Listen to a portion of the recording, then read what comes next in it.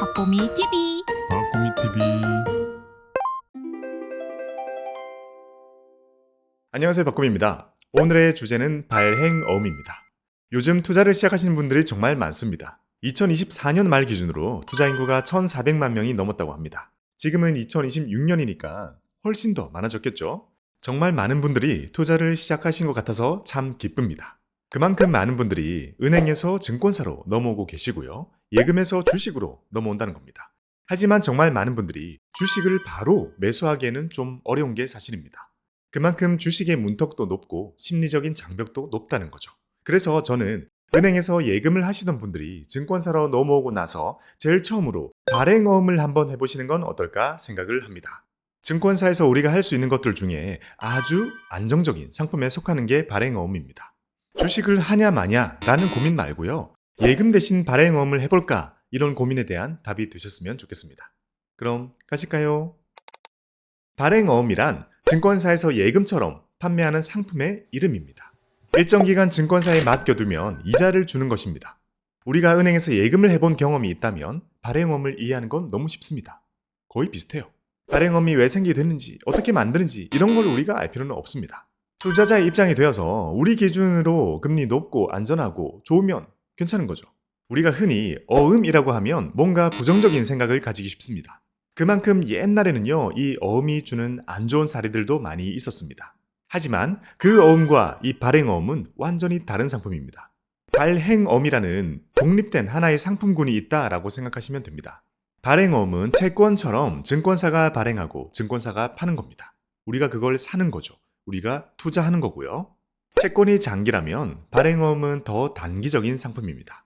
우리가 발행어음을 산다는 건 어떤 개념이냐면 증권사에서 발행한 그걸 그대로 사는 개념입니다. 즉, 우리가 증권사를 이용할 때 대부분의 상품들은요, 유통을 하는 겁니다. 즉, 우리는 증권사가 찍어낸 걸 사는 게 아니라 증권사를 통해 주식을 사고 증권사를 통해 채권을 사고 증권사를 통해 펀드를 사는 거죠.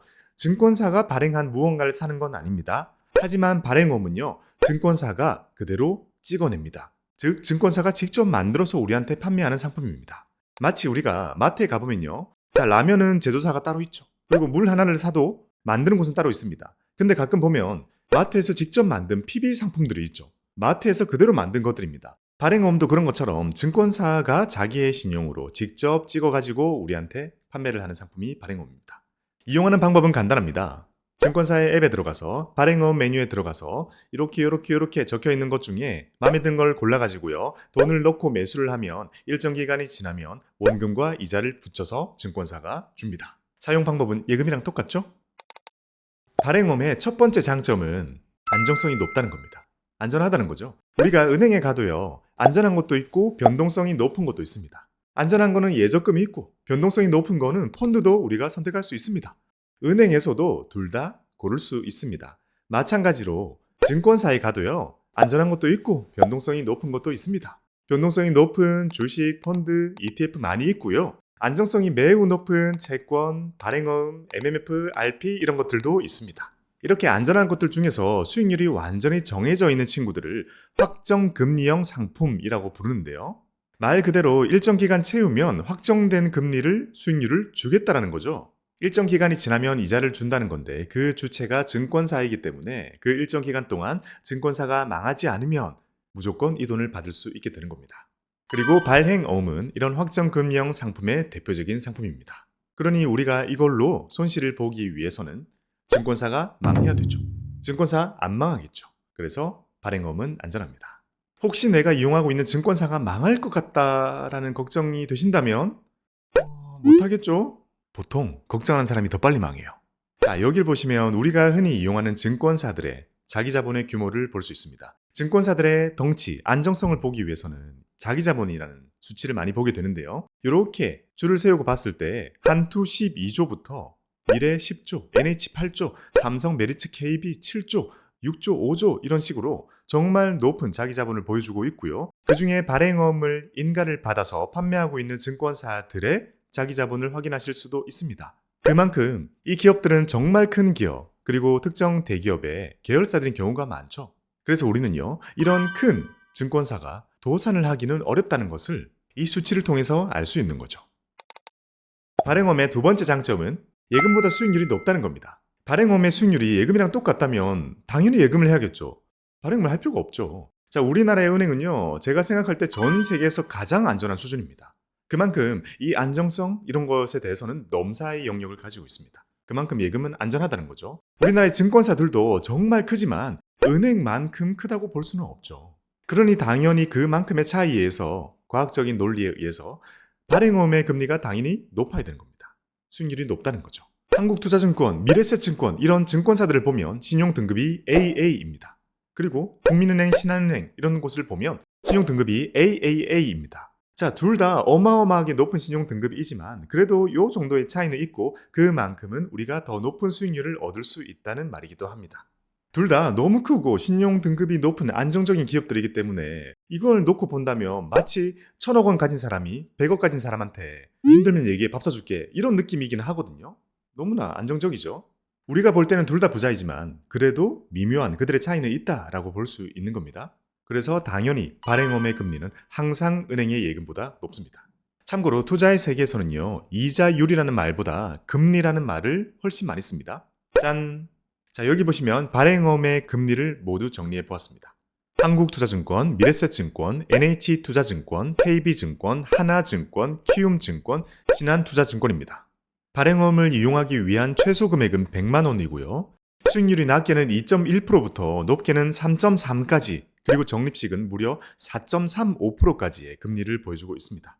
요즘에 우리가 흔히 만나는 은행의 예금 금리보다는요, 그래도 조금씩은 높다는 걸 우리가 확인할 수 있습니다. 달러로 매수할 수 있는 외화 발행어음도 있습니다. 달러 발행음이라고도 할 수 있는데요. 최소 투자금이 경우에 따라서 500달러 이상, 약 70만 원 정도, 1000달러 이상, 150만 원 가까이 되겠죠. 달러 발행음을 통해서 우리는 낮게는 2.9%부터 많게는 3.85%까지 얻을 수가 있고요. 적립식은 무려 3.95%의 높은 수익률을 얻을 수 있습니다. 은행의 예금과 증권사의 발행음 모두 기준금리에 시장 수익률에 영향을 받습니다. 그만큼 같이 오르면 같이 오르고 같이 내리면 같이 내립니다. 하지만 항상 언제나 발행어음이 예금보다는 높은 수준을 유지하기 때문에 우리는 언제나 예금보다 높은 금리를 발행어음을 통해 얻을 수 있게 되는 거죠. 예금하지 말고 발행어음 하시기 바랍니다. 참고로 이 수익률은요, 기준금리 달라지고 이러면 바뀝니다. 연동이 되어 있어요. 그래서 이 영상을 보신 게 언제일지 모르겠으나 꼭 매수 직전에 앱이나 홈페이지를 통해서 정확한 금리를 확인하시기 바랍니다. 이제 예금 대신 바로 하세요. 바로.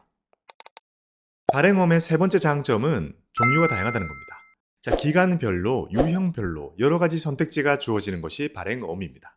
통화 기준으로는 원화 발행어음, 달러 발행어음으로 나뉘고요. 기간별로는 매일 이자를 지급하기 때문에 수시로 입출금이 가능한 수시형이 있고요. 마치 예금처럼 기간을 정해놓고 긴 기간을 맡길수록 더 높은 수익률을 얻을 수 있는 약정형이 있고요.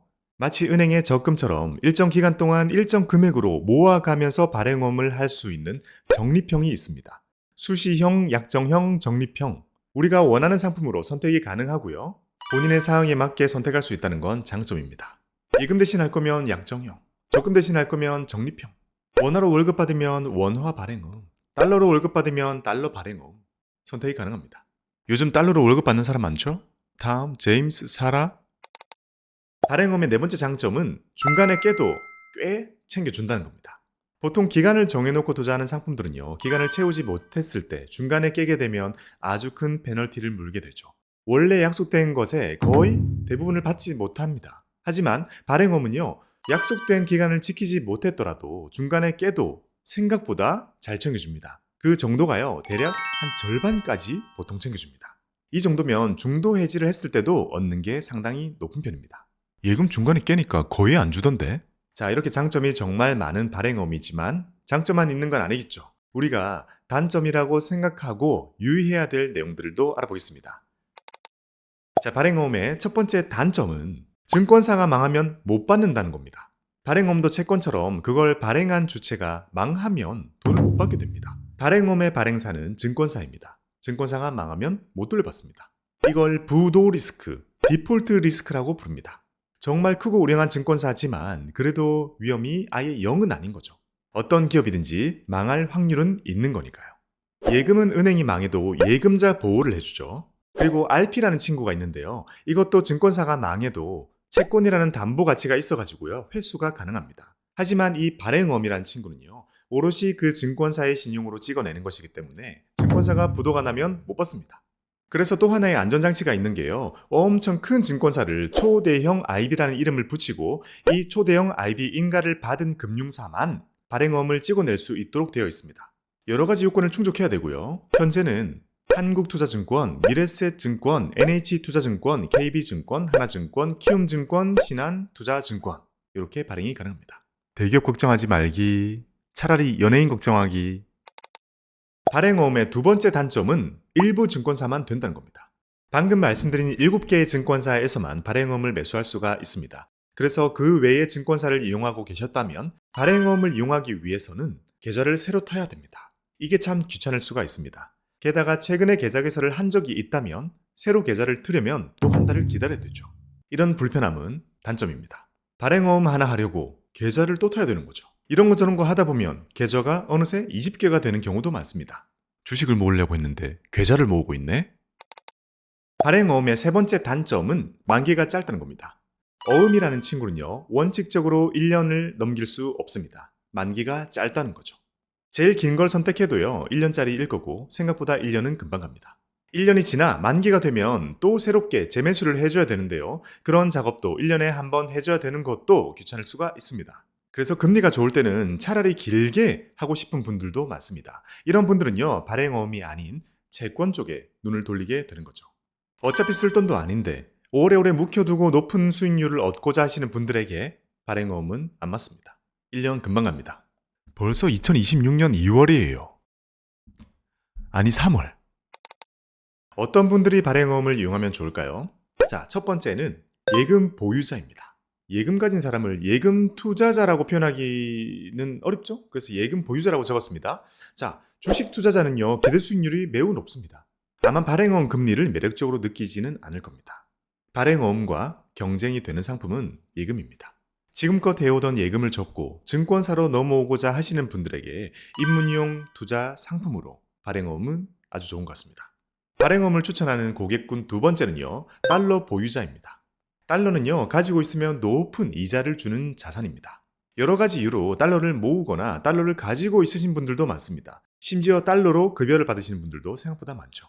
이걸 굳이 원화로 환전해가지고요, 다른 거 하지 말고 달러 상태 그대로 발행어음으로 묶어 두신다면 4% 가까운 수익률을 얻을 수가 있습니다. 저 같은 유튜버들. 이런 발행어음을 이용하면 좋을 첫 번째 꿀팁은 이벤트를 노리는 겁니다. 초대형 IB 인가는요, 지금도 증권사들이 계속 받고 있습니다. 새롭게 인가를 받는다는 거죠. 그럼 새롭게 발행어음을 판매를 시작한다는 거고, 초반에는 알리기 위해서 신규 이벤트가 아주 활발하게 일어납니다. 과거의 사례를 보면 이렇게 초기의 이벤트는요, 거의 노마진 수준으로 이렇게 후하게 금리를 얹어서 주는 경우가 많았습니다.